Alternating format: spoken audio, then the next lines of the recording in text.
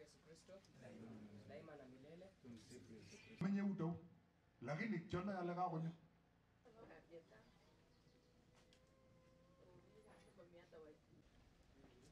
mama Yesu ne amwambia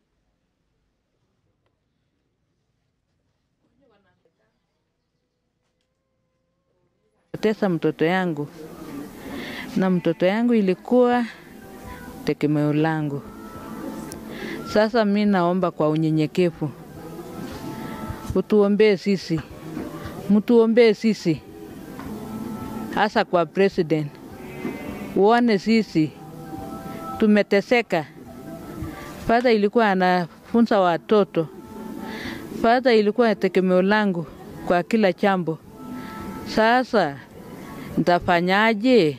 Tungependa sana kuomba serikali ichukue hatua na hao walioshiriki katika mauaji ya padri washikwe, wakamatwe na serikali ichukulie hatua. Tukio hili hapa limeleta shida mingi sana.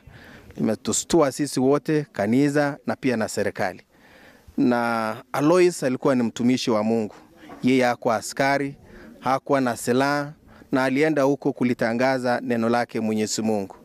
Tunaomba kwa unyenyekevu watu wetu ambao wanakaa karibu na Kerio Valley wasaidie serikali kuona ya kwamba wahalifu wamepatikana.